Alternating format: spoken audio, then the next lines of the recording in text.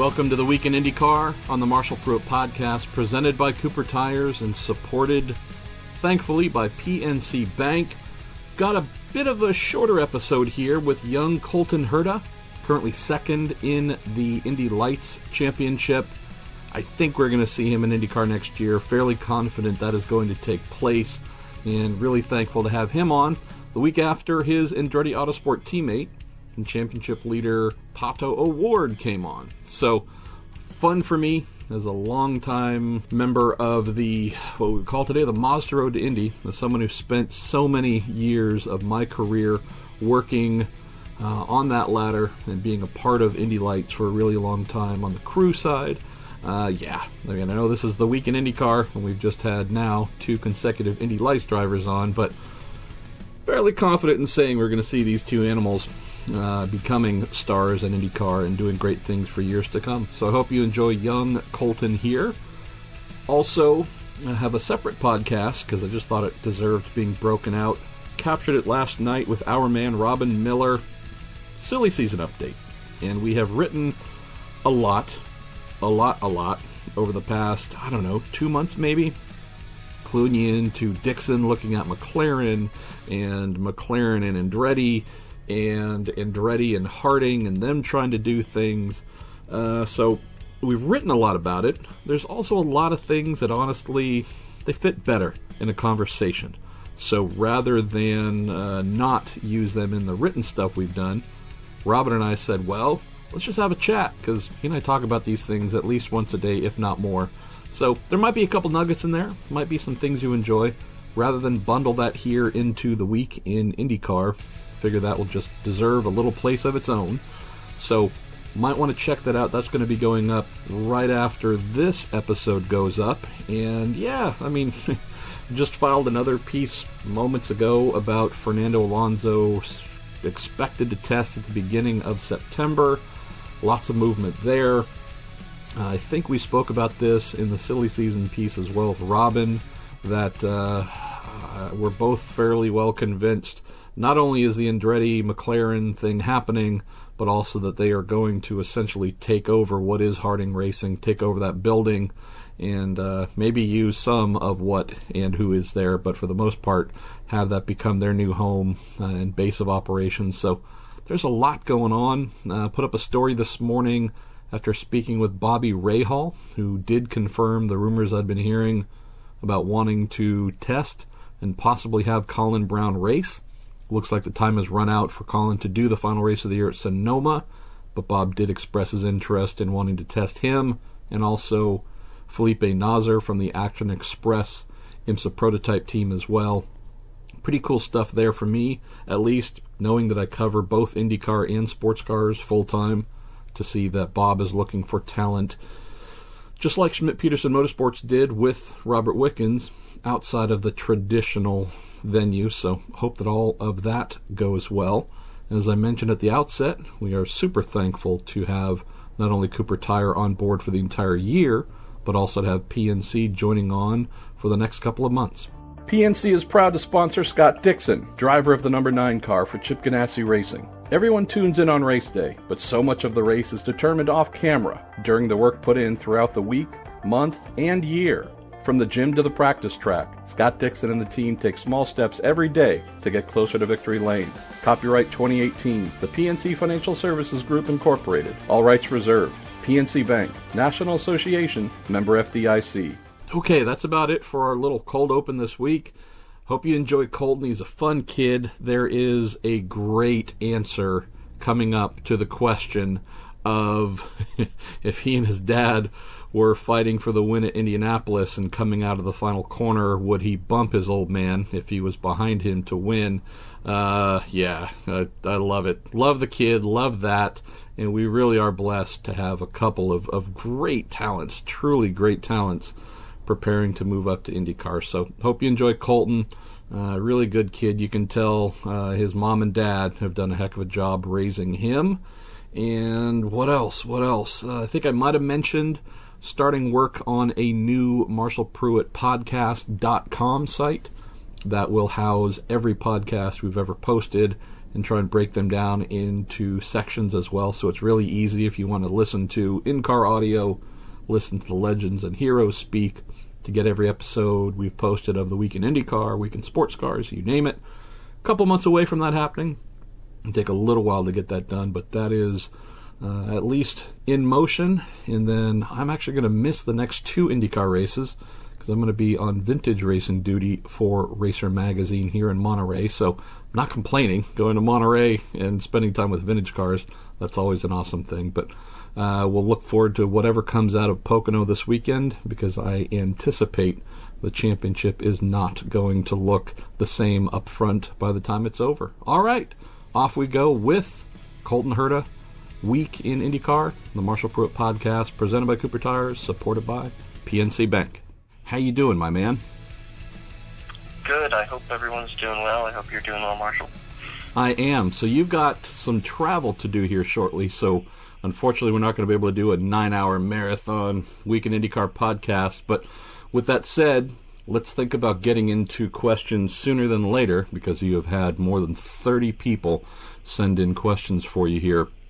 Before we get to that, Colton, Let's talk about testing an IndyCar for the very first time with the Harding Racing team.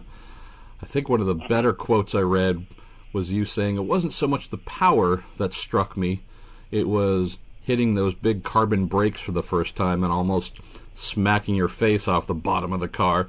What were some of the sensations of getting to finally test an IndyCar? Yeah, like you said, the brakes was the biggest thing.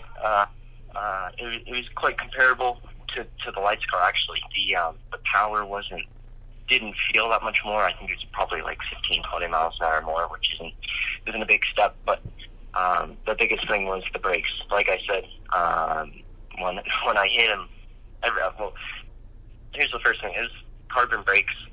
The only other car that I've driven with carbon brakes is the M8 and the Formula E car. Gotcha. Big BMW M8 and Formula E. Wow, 2 different worlds there. Which I don't think the Formula E car really needed carbon brakes, but that's another note. So, and it was quite different than those cars. Whereas the bite didn't come in until the first flying lap. So it took a lap to get up to 10th, and then you go into a big brake zone and you're not expecting that bite, and so I slammed on the brakes and face went straight to the ground.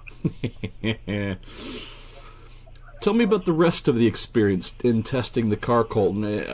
It sounds like, and tell me if this is correct, it sounds like it wasn't the big, oh my gosh, this is crazy, it's going to take 20 years for me to wrap my head around this. It sounds like I'm not saying you're going to be winning your first IndyCar race, but it sounds like it fit into what you expected, and you performed as expected instead of going away thinking, wow, this is a huge jump. No. I thought it was going to be quite a bit bigger.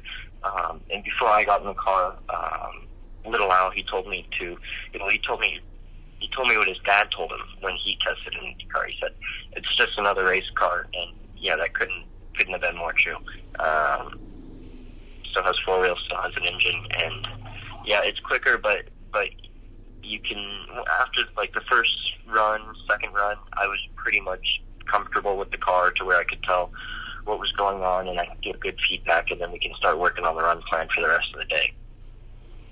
And the other thing I love about that is you have driven race cars. I mean, obviously you're young, but you've driven race cars since you were able. And for you, climbing into an IndyCar was something that just fit in a line of progression, getting you towards your ultimate goal. It's also fun to think that if the average person, having not gone through that progression, climbed into an IndyCar for the first time at Portland, they'd be screaming and crying the first time they whistled down the straight at full speed, because it's that jarring of a thing. But I just love to hear what a young driver's like, I can do this. It's not as crazy as I thought.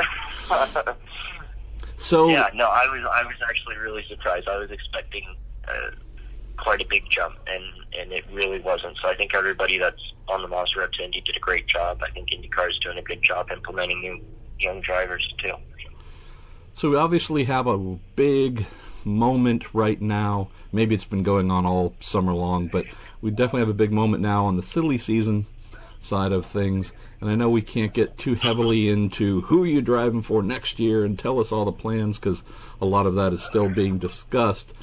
But just give me your thoughts. As much as I'd love to. Yeah, give me your thoughts about Fernando Alonso's retirement, and in theory, opening up the door that, if he wanted to at least, IndyCar could be something that he does next year, and how that and Scott Dixon deciding to go back to Ganassi. Seems like even though we've had one door close, another one may be open, there's still a lot of things that aren't exactly summed up and buttoned up for next year. Just give me some thoughts on that, because you're kind of in that mix too. Yeah, I think it's great for the sport if he does. I think it's even good for F1 to show, what he has over here and to prove himself over here. I know a lot of European people think that IndyCar is a step down, but I don't believe that at all. I think he's going to be a lot happier if he does come over. He's going to be able to race. And yeah, at the end of the day, he wants to race, and I think this is a great place for him to do it. It'd be it would be amazing for IndyCar. Let's mosey on to questions and use the rest of our time to get through as many as we can. One thing we do at the start of Q&A each week on the Week in IndyCar, Colton, is we look back to my favorite question from the previous week, and our friends at Toronto Motorsports send them a T-shirt. And I really enjoyed John Sable's question, which he posed to Pato, asking about the Mexico tourism branding on his car and whether that was a new development, how that might help him get to IndyCar. So, John, send me a DM here, give me a shirt size, and we will get you all sorted out, courtesy of our friends at TorontoMotorsports.com. And let's jump in to some Q&A. I don't know if you're used to doing rapid-fire Q&A here, my man, and it's also early. It's 8 o'clock in the morning, so I don't know if you're a coffee drinker or what, but hopefully I've tried to get my brain running on a couple of cylinders at least. Let's see. Let's start off with Adam Smith, who says, "Hey, Colton, can you give us a favorite trackside memory you have from growing up watching your dad race, or maybe one that you have from coming up through your own racing career?" I mean, the main one that comes to goal isn't from his racing career. It's from when Dan won the 500. And from his racing career, it's probably his Michigan win. I was there for his last IndyCar win. That's pretty awesome. So Simon Roffey asks, what was it like racing with your dad as a teammate at the 25 Hours of Thunder Hill? And what I love about this question, Colton, is at the time, your dad was saying, yeah, all he wanted to do was just beat me and be the fastest guy in the car. But I'm curious now, with a year or two of distance from when that happened, what was it like racing with your old man? Oh, yeah. It's awesome. And, yeah, it was super cool. It was a different experience. And yeah, I loved every bit of it. I hope we can do it again. I think we're working on something that we can do in the off season that hopefully we can announce soon. But yeah, that would be awesome if we got that done. It was a cool experience. It's a different experience from what I've had, so I enjoyed it. I'm thinking a 24 Hours of Lemons race. That should be the next thing for you and your dad. Let's see. Any tracks, this comes in from Chris Allen, any tracks that your dad raced on or that your dad loved and has told you about that you'd like to see return to the IndyCar calendar? Well, I would have said Laguna Seca in Portland, but that has already happened. So awesome. Yeah, I know he always loved Michigan. He's a bit biased there because all his family lives there, and that's where he grew up. He always loved Michigan. Richmond would be the main track. Ooh, well, we're still waiting to find out whether that is indeed going to return this year or next, or at all, but continue to hear things that are somewhat encouraging. Let's move on to Jordan Darwin. He says, Colton, name your favorite track you've raced on in North America and your favorite European track. In North America, probably Mid-Ohio. Good man. That's one of my favorite ones. Road America is always a close second as well. That track's awesome. And in Europe, my favorite track was Red Bull Ring when I was racing over there. I raced there in Formula 3. And Silverstone was also a great track. Brilliant. Let's see. Now, this one actually had what I asked folks to do when they send in questions. I ask everyone to, on Facebook here, to like the ones that they want answered among the first. And this one got the most likes. This comes in from Daniel Kincaid. And he says, Colton, how do you prefer your tacos? Hard versus soft, corn versus flour, beef, chicken or fish, cheese, sauces and other condiments. I know it's early in the morning, and I don't know if a breakfast taco, I don't think we're talking breakfast tacos, but what is the perfect Colton Herta victory taco? Ooh, it's a tough one. It can't just be from, like, Taco Bell. It has to be from a nice restaurant. But I kind of, it's surprising. I like my tacos quite plain, so probably, like, some salsa with cheese and probably some carnitas, maybe. That's not a bad thing at all. Are you a soft shell or hard shell guy?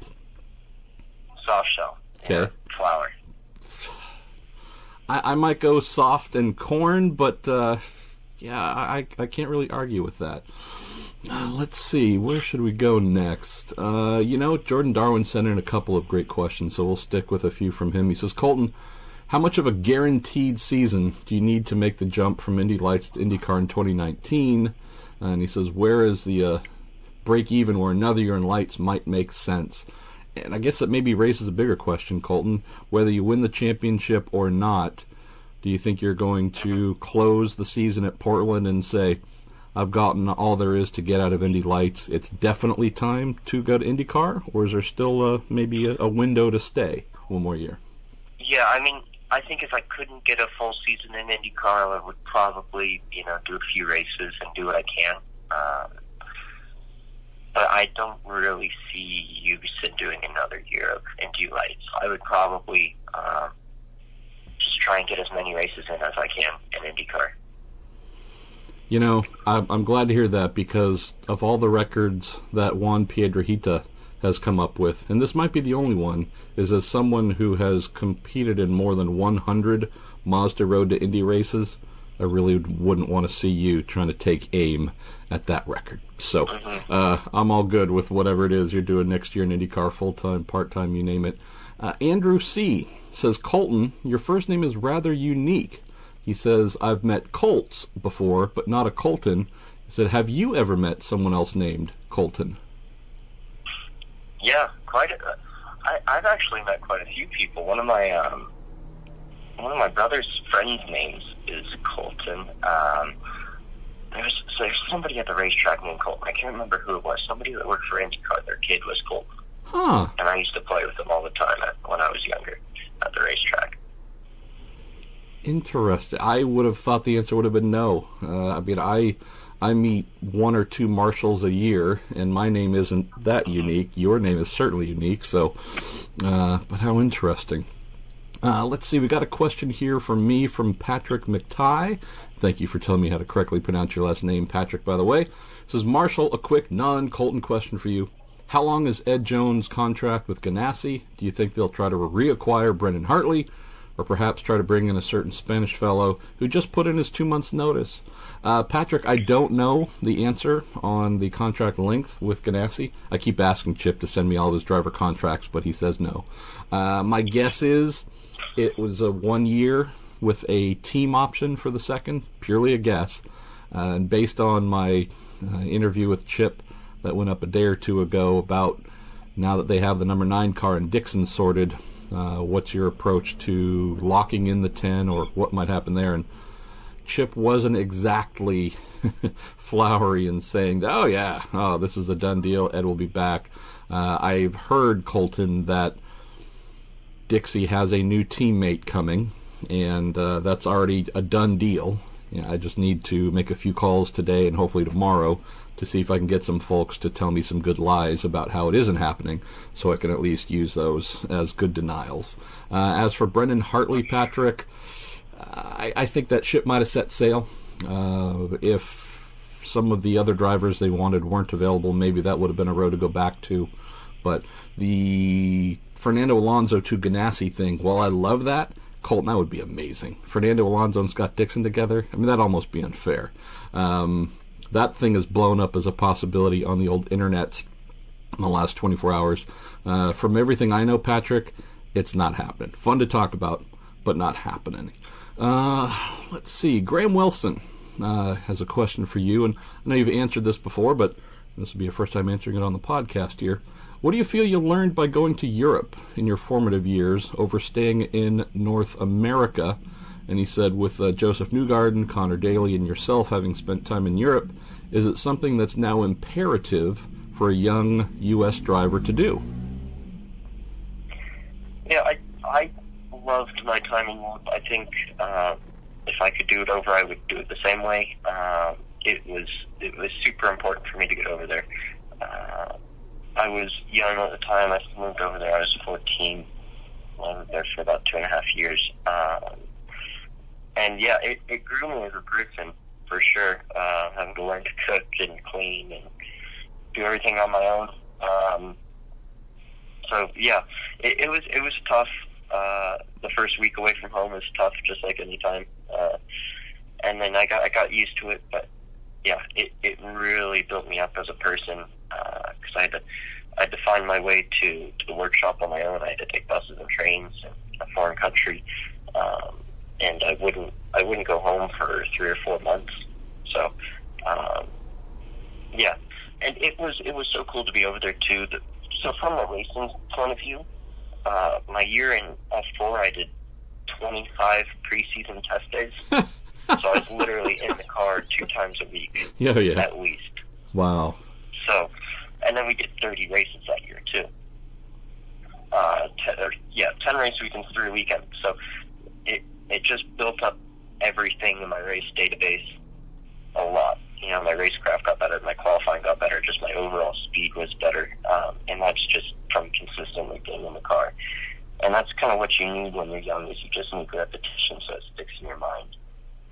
No, that's brilliant. And other than karting, where you can be in a kart and competing, testing, racing seemingly every day, once you start stepping up into car racing in North America, I can't really think of an open wheel series, maybe other than Skip Barber, but again, that's kind of towards the bottom of the ladder, where you could be in a car as often as you were. So just the amount of miles, the amount of decision-making scenarios, how to pass, when to pass, making mistakes and learning from them. It just sounds like you had such a high frequency of that young and very early on that's one of the reasons we're looking at you now and saying, man, this kid's polished, very polished already. Let's see, we've got a question here from Justin Brockwell. He says, if the weather pattern out west fails to change by the end of the month and you still have fires burning across the region, would IndyCar consider scrapping the Portland weekend if air quality were to be of concern? I think, Justin, that would be more of a local decision made by the city, made by whichever governing boards would determine that. At least here in Northern California, we had a little bit of the fire and smoky carryover through the air here, but it hasn't been really a big thing. I don't know about for you in Southern California, Colton, but I don't think this is going to be an issue, Justin. I really don't. If the races were this weekend or last weekend, maybe it would have been a bigger concern, but I don't think it is or will be going forward. All right, we've got one here from Daniel Davidson that I really like. And he says, Colton, last week Pato stated that he liked the Indy Lights rules, would like them to be the same as IndyCar. specifically talking about push to pass, for example, and the leading car or the leader not having the ability to use push to pass in Indy Lights, and would like to see that carry over to IndyCar. Daniel's curious if you share his thoughts and if you would like, in general, to have Indy Lights rules aligned completely with IndyCar, so whatever you're having to do on the road to Indy, there are essentially no changes in practices or policies once you get to IndyCar. Yeah, I think I agree. So he said that he likes push to pass how it is in Indy Lights, and he wants to be that way in IndyCar. Yeah, I believe so, and I could be completely wrong, but or actually, I think it might be the other way around. I think he might have said. Yeah, I think it's the other way around, because he said a few times how it is, but. I'm going to take a bigger sip of coffee while you answer, by the way. So, sorry, but yeah, I think the other way around. Yeah, I kind of disagree with that view. So the push to pass is quite big in the Indy Lights car, and it's a lot smaller of a jump in the Indy car. So I think it would be okay if we had how it was in Indy Lights, where the leading car, if you're not within whatever time gap that they deem is okay, second and a half, then you can't use the push to pass. It's a bit more difficult now that you can turn it on and off, and it's not a certain amount of time. I think if you were to do that, you'd have to change it to you get 10 seconds of push to pass or 5 seconds of push to pass, and you'd have to have a certain amount of pushes. 10-4. Thank you for saving me here with my mental difficulties in the morning. Let's see, where should we go next? The thing I always appreciate each week, Colton, is we get so many great questions from folks for our guests. So sometimes it's just a case of having to pick through lots of awesome. You don't usually get to answer fans' questions, so it's cool. Yeah, well, that's I have to admit that's the thing that I enjoy most about the weekly IndyCar and sports car shows that I do, is just, we'll talk about whatever the news of the day is, things that we might analyze deeper than whatever we've done with a written word. But for the most part, it's just opening up the door and letting fans, connect with whomever.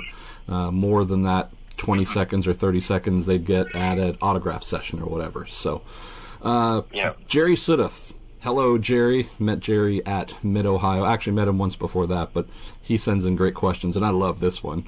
He says, Colton, is there a particular car of your dad's you'd like to drive? And I assume he means IndyCar, because, I don't know if your dad has, like, Lamborghinis tucked away in the garage at home, but... yeah, no, we don't have any of those. You guys are way too practical for that. One of the things I appreciate about the Herta family, there's no, like, stupid... Your dad never had a baller phase, I guess is what I'm saying. No big gold chains and rockin' Gucci shoes or whatever, so... I think he bought a Viper once. Yes, he did admit to that. For, like, 2 years. And that is so... oh, this is stupid. It's so your dad, too. It wasn't, again, a Ferrari. It was a Viper. Of course it's a Viper. But any cars from your dad's pretty awesome racing history, sports cars and Indy cars, even had an F1 test where you're like, okay, give me a day in that sucker. Yeah, that's easy to say. It's obviously the minority. But I think it'd be quite cool to drive the Panos prototype. If I didn't like you already, I just fell in love with you even more. Thank you for saying that. The Batmobile. Oh, my goodness. Great choice. PNC is proud to sponsor Scott Dixon, driver of the number 9 car for Chip Ganassi Racing. Scott knows that the road to victory lane starts today. Copyright 2018, the PNC Financial Services Group Incorporated. All rights reserved. PNC Bank, National Association, member FDIC. Let's see. And Jerry also says, have you gotten a chance to meet any of the Yankees through the connection with your friend and team owner George Steinbrenner?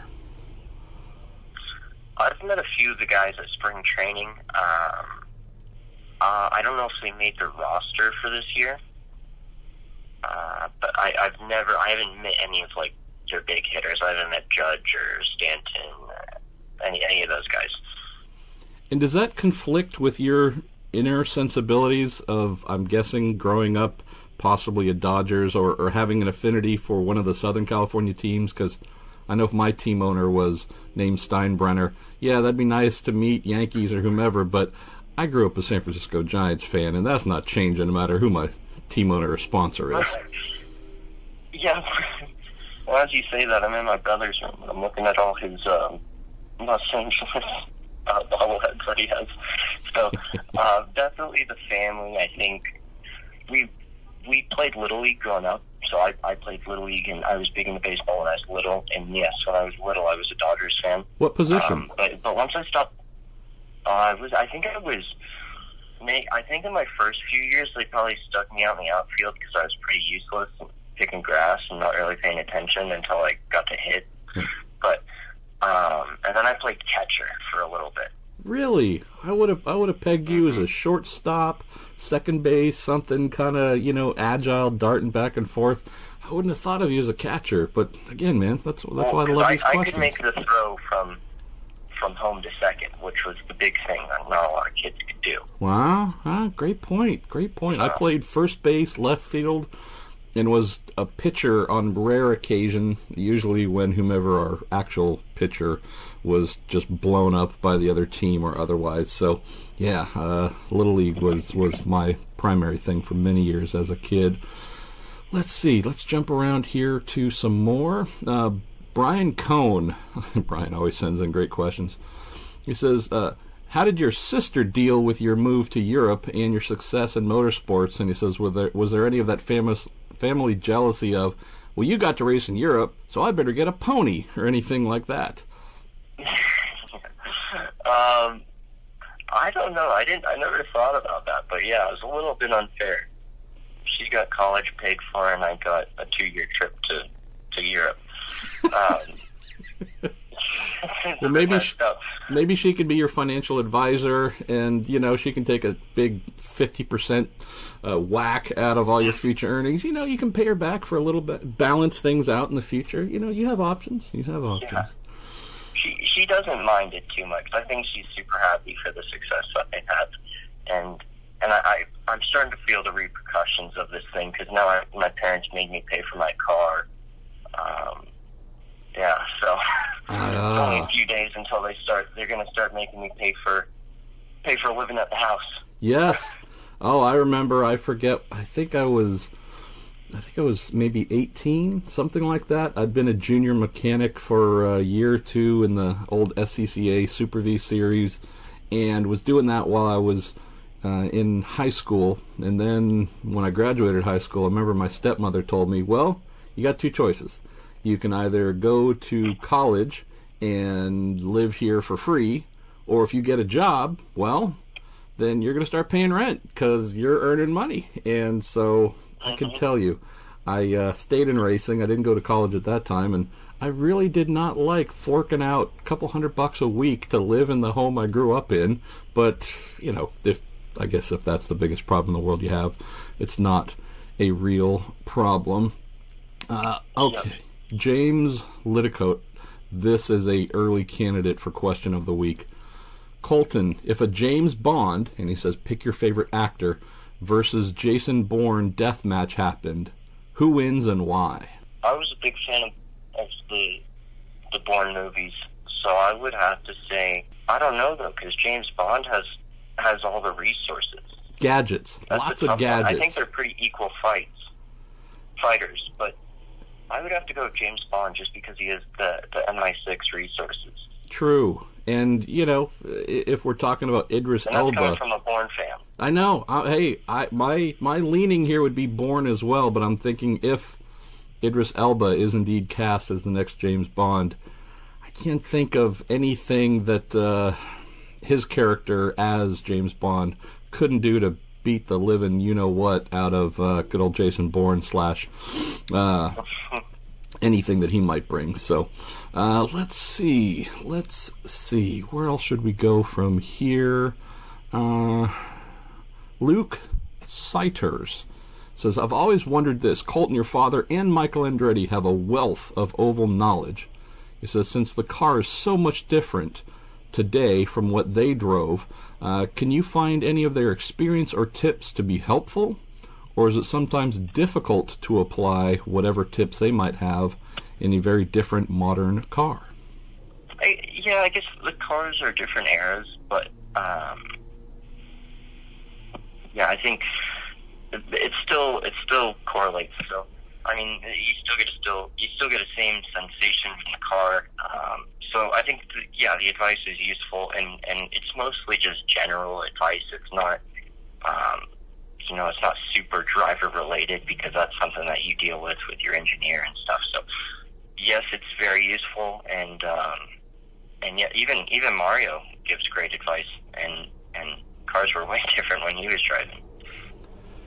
And this is a bit of a dumb or soft question, but I mean, I realize that you didn't necessarily grow up seeing Mario in his prime and maybe Michael in his prime, etc., but do you still have the ability, Colton, to appreciate that when you're sitting in the Andretti hospitality, and whether it's just shooting the breeze with Mario or Michael or whomever, that these are folks that in our world, most people just look at them and think of them as gods. I mean, that must be pretty cool, having breakfast with Mario, just listening. Mm-hmm. I'll tell you a good story after this, but so I do appreciate it. Michael, it's a bit different because I grew up around him, and I was friends with his son Luca when I was growing up, so I kind of see him more as like one of my friends' dads, or one of my dad's friends, and so Mario, though, you kind of your jaw drops when he comes in, because he's like an American hero, and so for the story this year in America, we're sitting there, we're playing cornhole with Marco's team. They're having a barbecue, and Mario comes over, and he's just drinking a Bud Light and playing cornhole. And it's so weird to think that Mario's a normal person and he drinks Bud Light. Yeah, that is the best. That so needed to be live streamed, just so folks could understand that, this man, the greatest of all time. Look, a Bud Light, cornhole. It's a good evening of fun here. Let's see. Scott Hodgins says, Marshall, you went to the season-ending Formula E event in New York and was wondering about impressions. Actually, Scott, I had to cancel that the day I was due to fly out. So, despite, no joke, probably having received 5, maybe 6 invitations, both from the series and otherwise, to come and participate and watch and see what a Formula E race is like from the inside and out. I've yet to do that, so it's still something I have to do. How about you, Colton? I know you've obviously tested a Formula E car, but have you been to a full proper round and had a look at what they do, and if there are any things we might adopt in IndyCar that would improve the spectacle? So I went to, when I did my test, it was in Morocco, Marrakesh, and it was the day after the race. So I was there for the race. And I love that stuff. I think it's definitely the future.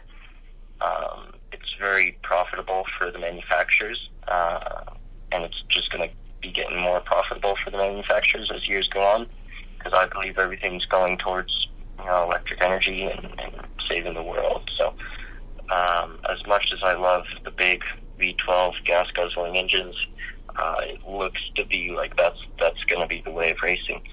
Hybrid engines and stuff like that. So, but sorry, I didn't answer the question. What was the question again? No, it's just what kind of takeaways do you think there might be in Formula E if IndyCar is just trying to think of ways to generally improve its offerings to fans? Were there any things that you saw in how the FIA Formula E series puts on its events, the spectacle, if you want to call it, that IndyCar might borrow from to improve what we do here?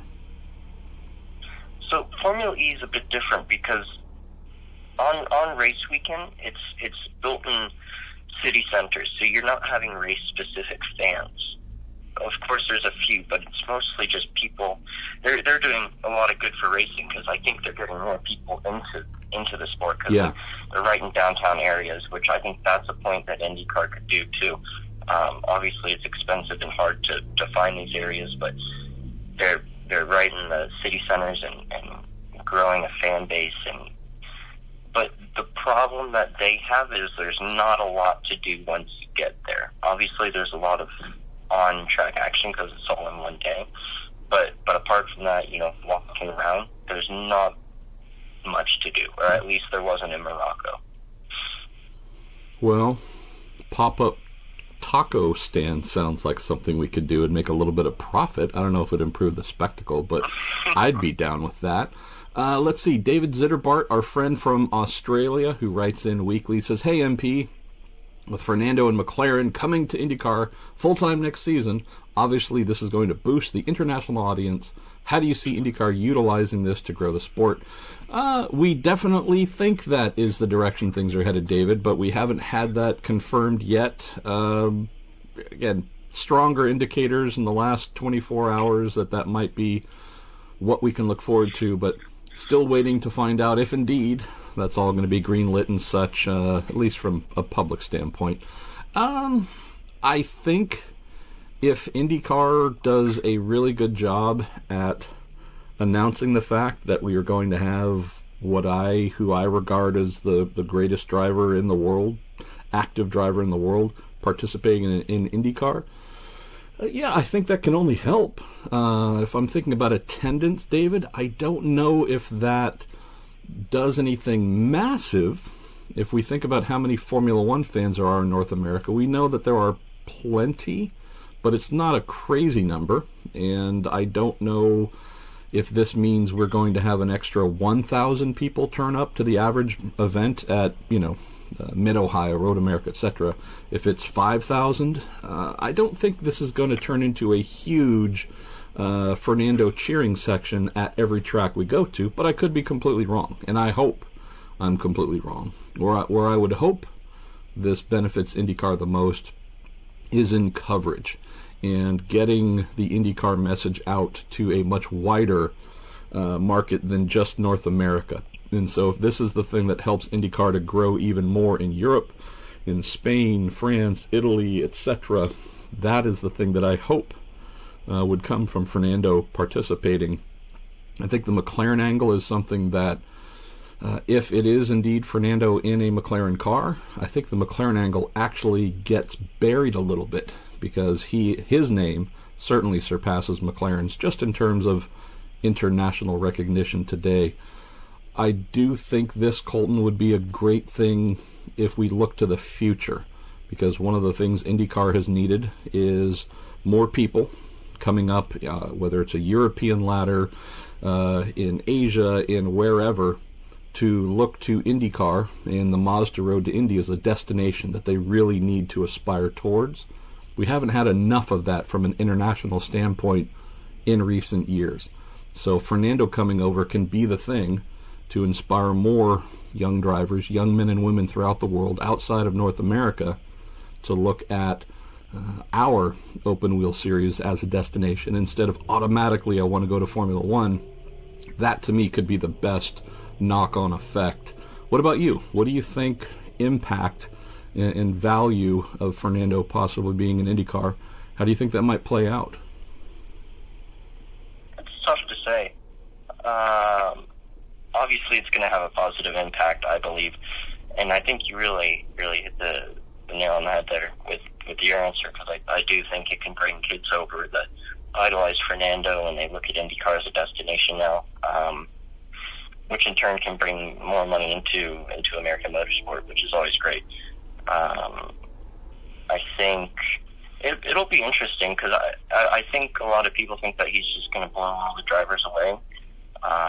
But I think he's definitely going to have a good run. I think a few guys like Will Power, Scott Dixon, Joseph Newgarden, Alexander Rossi, Ryan Hunter-Reay, they can mix it up with him. Let's get on to about 10 more minutes of questions, and then we're going to let you finish up, get packed, and hop on a plane. Daniel Ferris, thank you for sending this question in. Colton, you and your dad are racing in the Indy 500 on the last lap. You are second, he is first. how aggressive are you in going for the win, and would you bump him for the win coming off of turn 4? Yeah, you have to. Yes. I like to think that maybe he would let me by, but I don't think that would happen. So if I had to, yes, I would take him out. Oh, that is the best. And how do you prepare for the post-race conversation? Because I'm not sure. How's this? If you slingshot your old man and take the win, I think he comes to victory lane, tears in his eyes, big hug, so happy for you. You offer him a sip of the milk. It's this just absolute hallmark postcard of a family moment. You feed your old man the chrome horn, spin him off of turn 4 and take the win. I'm not sure he's coming down to victory lane, first of all, and if he is, you might need to get security. What do you think's going to go on here? I don't think he's really that type of guy, but I don't know. I don't really remember when he was driving that much, so he might be a little crazy. I would like to think that he wouldn't do anything. I think he'd still be pretty happy, and he would understand that it had to be done. You might be the first Indy 500 winner who was grounded immediately after winning the Indy 500, so that would be all kinds of awesome as well. Got a question here from Norm Nelson. He says, Marshall, I'm headed to the Portland race with my 7-year-old son. I haven't been to a race since the kart days. What are your recommendations of do's and don'ts with a boy in tow? And he also said, what's the best way to follow along during the race while you're there in person? Is it IndyCar's internet radio, pit radio, some other app? Help me, I'm not current. Norm, thanks for asking. And I'm so glad that you are returning from a long absence from IndyCar. I think you're going to enjoy the Portland race for sure.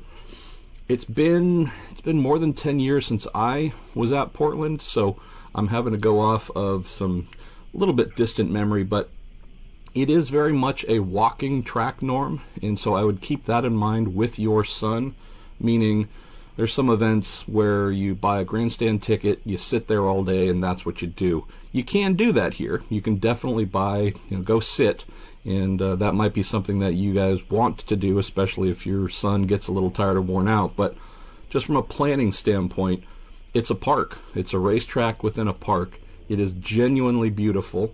We've also heard that there's a fairly solid contingent of homeless folks who have come to make that park their new location. So I'm not saying that there's anything wrong with homeless folks or that they are bad, dangerous, or otherwise, but having heard from folks who were there for the Pirelli World Challenge Series race recently, that was something that definitely caught them off guard a little bit, and that's a change from when I was there last. So I would just say that it is a beautiful place to walk around and view the cars from a variety of corners, and I would think that might be something that you and your son enjoy. I don't know what the weather is going to be like, but an umbrella and or a little cart to tow along, some fold-out chairs and something, I would suggest planning it as basically think of it more like a hike with race cars than maybe just picking one spot and sitting there all day long. And I think that might be the way you enjoy most.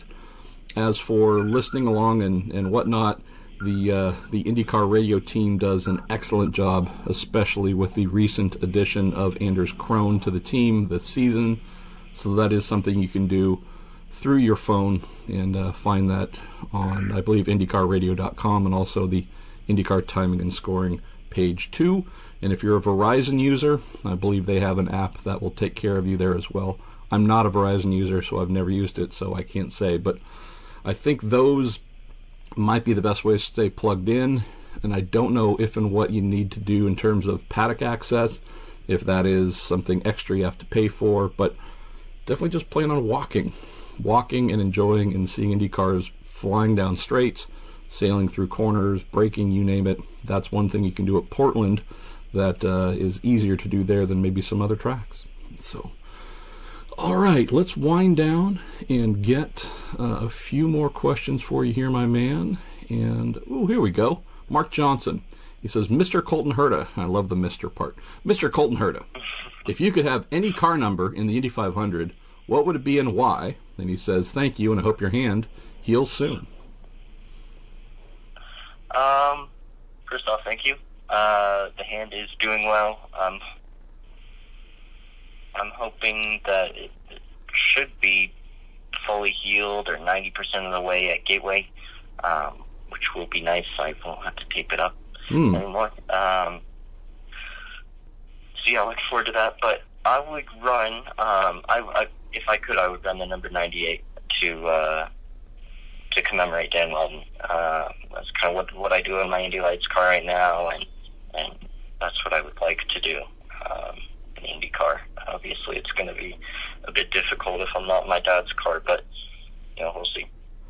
I think arm wrestling, if Marco's in the car, got the 98, arm wrestle, something. We can come up with some sort of win or lose scenario.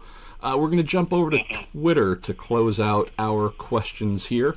Don Davis says, Colton, your dad studied engineering at Ohio State while he was driving for Bobby Rahaal's team.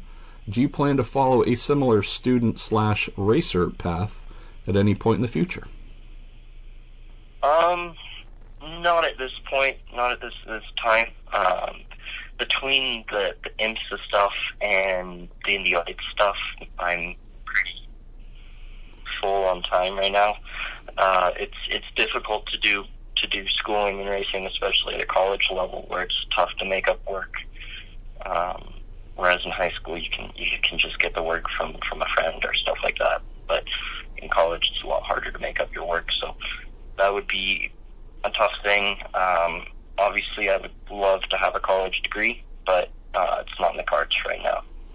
Well, as someone who, quote, retired from racing at 30, I believe, I was 30 or 31, having been in it for 15 or 16 years straight, and wanted to try and lead a normal life, and did indeed go to college, I should say, University of San Francisco at the age of 30-ish or 31. You have time, my man. There's no huge rush, but I would recommend it. All right, last question or two here. DZ, this is a great one. He says, Colton, could you please describe the moment, and it might not have even been behind the wheel, when you knew that racing was the thing you wanted to do with your life? What was that moment? It's tough to say my moment. I'll tell you. So when we're all young, we had my brother and my sister. We all had little electric cars that you drive around the street in. And when we were living at our other house, our older house, we had a long driveway, and my dad would push us down in these cars, and he would try and spin us out, and he'd try and push the rear end and make it slide. And we were maybe 3 or 4 years old, and I was the only one that corrected the car and stopped the slide. So I think that's when my dad knew. When I knew, I don't remember a specific point when I knew. I think because I was around it quite a bit when I was young, I always wanted to do it. So I can't remember a specific point, but for as long as I can remember, I've always wanted to do this. Yeah, it kind of seems like this is just your path in life. All right, one or two more, and then we are done with this episode. Let's go to Travis Bender. He says, Colton, what is your race day routine, and do you have any superstitions? I don't really have any superstitions. I do take some supplements and some stuff like that just to help out my diet. I run on like a high carb. Some people have like different diets, high fat diets, high whatever diets, and I run on a high carbohydrate, high sugar diet. So I like to take honey before I get in the car, just a little bit of added natural sugar, and then I have my electrolyte drinks and my carbohydrate drinks that I have. My wife has recently pretty much it. Turned me on to the little honey packets, and big thumbs up on that one. Travis also says, MP, in your opinion, would it be a stretch to say that Dixie has already won this year's championship, or there's still a lot of guys out there realistically who can give him a challenge? Oh, not by any sense of the imagination, Travis, has Dixie locked up his 5th championship. He does have a okay points lead over Alexander Rossi and Joseph Newgarden. Power's a little bit further back, but we're going into the final 4 races of the year, Colton. The next 2 are ovals. As you well know, you could be in the middle of the perfect drive, clipped every apex, never made a mistake, and some jackwad in front of you spins, understeers into the wall, blows a tire, who knows, and you are taken out through no fault of your own. So I look at what's coming here for Dixie and say he's certainly in a great position, but Rossi is just on a heck of a tear right now. Newgarden just always seems to pull out amazing performances when they are needed most. And with the lack of predictability coming up at Pocono and at Gateway, even if Dixie is perfect, he could come out behind in the points through no fault of his own. So I would not be preparing any kind of victory gifts for Dixie in this championship yet, because it's IndyCar, man. You cannot predict what is going to happen next. So I would say there is no comfort whatsoever on Scott's part there in terms of what he might or might not earn here in the next month. All right, let's go to our final question. We're going to give that to Tim Williams. He says, besides, I assume, your dad, did you cheer for or idolize any other drivers while growing up? And he also adds in, I was quite possibly the biggest Brian Herta fan out there. So I'm super excited to have Colton joining IndyCar, and he feels old. Anyone other than your dad? He said, that's my guy. I'm supporting him, rooting for him.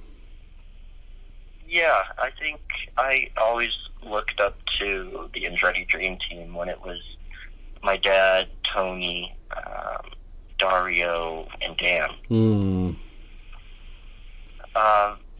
Yeah, I always thought Ryan Hunter-Reay was a great driver. He's great with advice.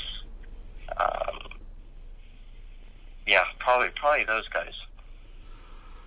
Well, hopefully, before too long, we learn that you're going to be a part of a dream team there, maybe even with Andretti.